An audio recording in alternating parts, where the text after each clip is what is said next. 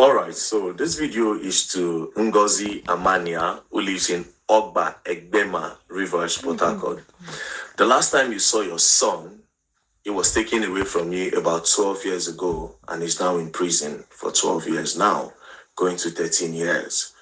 Now, you visited him about 8 years ago, and he said the reason why he stopped you from coming was because he was scared of maybe something happening to you, because they hear stories of maybe parents coming to visit their child in the prison and then they lost their life due to accidents.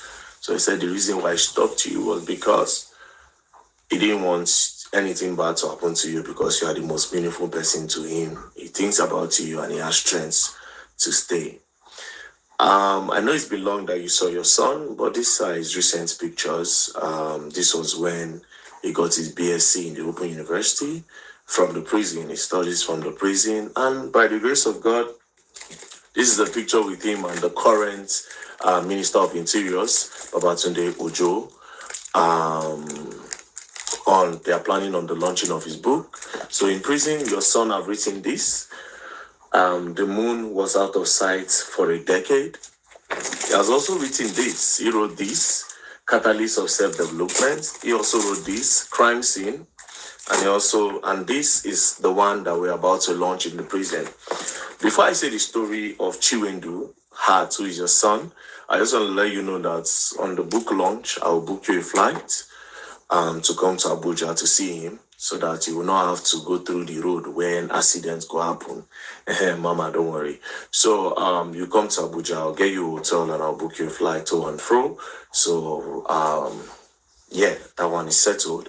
So for people that don't know who Chiwendu is, I'll just give you a short story about Chiwendu. 2010, Chiwendu set out to do DJing. He said he wanted to be a DJ and he didn't have money. So his mother contacted Mike Okiro, who was the former Inspector General and the Inspector General of that time, because she knew him, and she said, my son wants to learn DJing, he didn't have money. Mike Okiro said, come to my house. He gave the boy 500,000 naira as at 2010, so that Chiwendu Hart would learn DJing. Chiwendu Hart said he started learning DJing, and then he was so good, then they called him to come and play in a club. Now, when he got to this club, it was like a very nice nightlife club and a garden. So it was a woman that owned, that employed him. So they were paying him 5,000 naira every weekend. So then the owner of the garden now saw the progress of what that garden life was bringing. They now decided to chase the woman away. It was now remaining Chiwendu. So the owner of the garden said Chiwendu was not going to go anywhere with his own equipment, that the woman was still owing them money. So that Chiwendu cannot go anywhere with his properties. So Chiwendu was forced to work for these people. So while he was working for them, he got tired and he planned with somebody that they were going to steal money from the people that owned the garden. So that night, he planned it with one of his friends. They stole a lot of money from the safe. When they broke the safe, they stole some money, and then he gave it to his friend to run away, so that he will stay. It will not look as if it was somebody else that did it. So he stayed. That his friend and took the money and ran away. So later, he went out to look for his friend. That his friend had relocated with all the money that he stole. So Chiwendu said he came back to the place since nobody suspected him. He continued. Then he planned that he was going to carry his DJing equipment, his laptop and everything, and he was going to run away. Now, that day came. He stole both the garden people. He stole their own equipment and he carried his own and he ran away. So when he ran away, they looked for him. They didn't see him. So he gathered all the money. Then he came to Abuja. He said when he came to Abuja, the money he sold everything for peanuts, but he came with his laptop. So when he came with his laptop, he started going around telling people that I'm a DJ, I need a job, but there was no job. So one day, 2010, he went to 2011, which was the next year, he went to Pepsi Mall. If you know Pepsi Mall, around Muse Market Zone 5. Close to Pepsi Mall, there was a car wash. So he stayed there and he said there was a DJ inside Pepsi Mall then. I was waiting for him. Then somebody washed car and paid the Aboki guy. I think he said 300 naira. I was like, I want wash 300.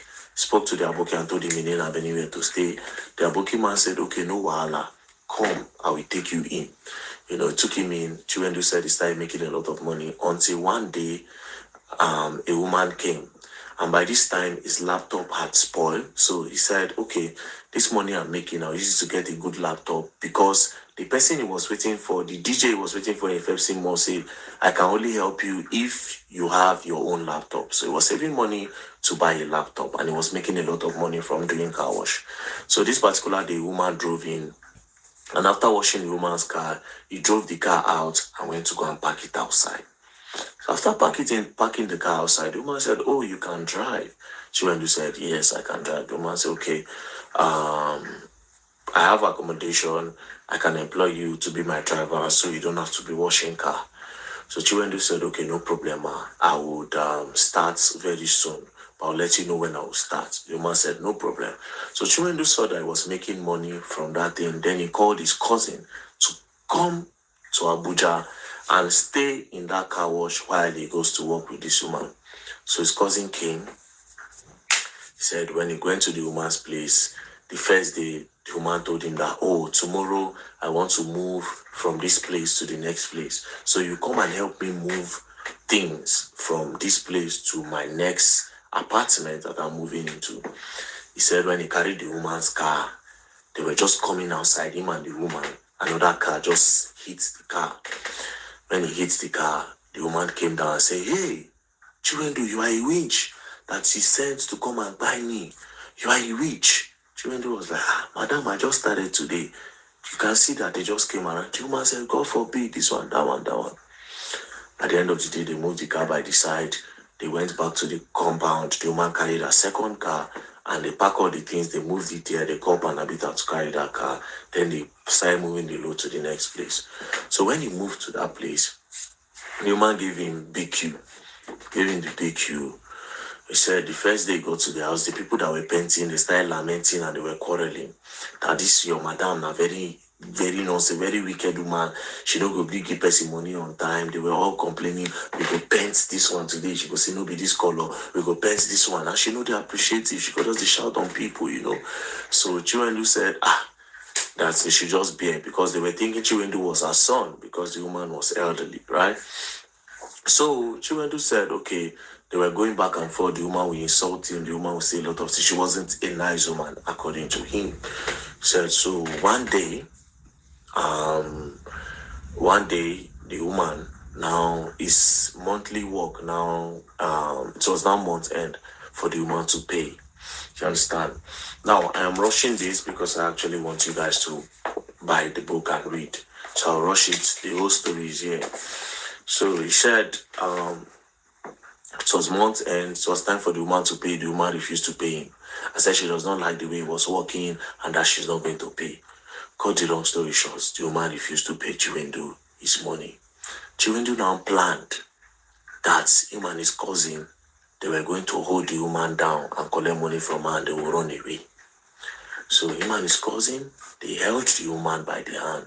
They tied her up. You understand? So when they tied the woman up, the woman was struggling with them, but the woman was elderly and she senior them. As at this time, Chiwendu was 22 years old. So they held the woman down. The woman pushed his cousin and beat his hand. When the woman beat his hand, the cousin, Chiwendu was shouting. The cousin now pushed the woman. The woman just hit her head on the wall. And that was it. They tapped the woman. The woman did not wake up. They tried everything. She didn't wake up. They knew she had died. They entered the car. One of her car. They drove to Owerri. It was in Owerri. Police now came and traced the car and caught them. So by the time they got to Abuja, police have already arrested about 12 people that were in the compound. So Chiwendu said he now told the policemen that, see you, it is me that did it. Please let all these people go. I did not do it deliberately. It was because the woman was bad to me. That was why I said I wanted to tie her up, carry some money and run away. That was my plan. But the woman was stronger than us. She overpowered us. And then we pushed her, she hit her head, and that was it. So they now released everybody and held Chiwendu. Chiwendu and his cousin, they got to court. When they got to court, the woman's family were very serious with the case. They got to court and they told the judge that they were guilty. The judge said, we will review the case, let it not be like somebody else is forcing you people to say this, to take the fall. Now, this case have been adjourning, going on, and now this is the 13th year Chiwendu is still there. Now, for the progress Chiwendu have made for himself, I'm really proud of him. He's now a graduate in the prison. He went to school, which is how he was able to write these 4 books. You understand? And while in prison, something happened. If you remember the time that Kuje prison was broken, when they say prisoners escape, Boko Haram were the ones that actually did it. So Chiwendu gave me the whole story, and other prisoners that were with us the day he gave me the story. Chiwendu said, 30 minutes before Boko Haram got to the prison gates, they were shooting from Kuje Junction and they were coming. So before they got to the prison, everybody don't escape. Even all the prison wardens, they don't run. You understand? Boko Haram put bomb, boom. They blasted the whole place. When they blasted the whole place, they brought out all the prisoners and told them to sit down. When they told them to sit down, Boko Haram started preaching to them.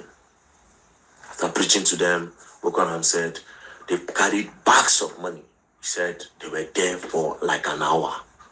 Boko Haram, in front of the prison, sat all the prisoners down and said, after preaching to them, told them that it is Allah that sends them to come and release them, that they are not here to buy anybody, they are not here to do anything, they just want to rescue people. They now said, if you want to join Boko Haram, come to this side. If you don't want to join Boko Haram, sit down. Some people went to join Boko Haram while others sat down. So Boko Haram started sharing 5,000, 2,000, 3,000 to the people that want to run and find their way. So Chiwendu said, they came, he sat down, but he refused to go anywhere. Do you understand? Like I said, the whole story is here.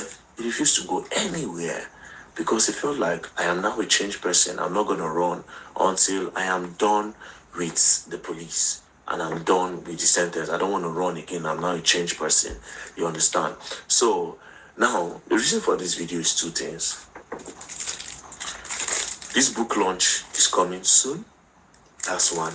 Number 2, Chiwendu have spent 13 years. This is the 13th year now in Kuje prison. As a matter of fact, his IPO for the case then, his prosecutor for the case, is now a police service chairman or something like that. I can't remember what it is. But the judge of his case is now the chief judge of FCT, according to what he told me. So we are hoping that something good might come out of this. Why? Because the family of the woman that actually said they want to withdraw the case, that they've forgiven Chiwendu, knowing fully well, after years, I think after like 5 years, they said they don't want to do the case anymore. They've forgiven him, knowing fully well that it was a mistake, and then all those things happen, you know. So now it is left in the hands of the Commissioner of Police to withdraw the case. You understand? Commissioner of Police need to withdraw the case because the family of the woman tried to withdraw the case, but they couldn't. They couldn't because the case have now moved from the family hand to the hands of the government. So it's only the Commissioner of Police that can withdraw the case. So that is the short story of Chiwendu. But please, I think this is available on the Play Store. The moon was out of sight for a decade. Chiwendu is still in prison. I will try my best to go and see the Commissioner of Police of FCT, which is Commissioner of Police Igwe. So in respect of this, and I pray and I hope something will be done and the case will be reviewed. Because 12 years long, it's just to beg them, not to beg, say, I beg, please, you guys should review this case again. So that's the story of Chiwendu. Peace and love. So mama, prepare yourself. Thank you.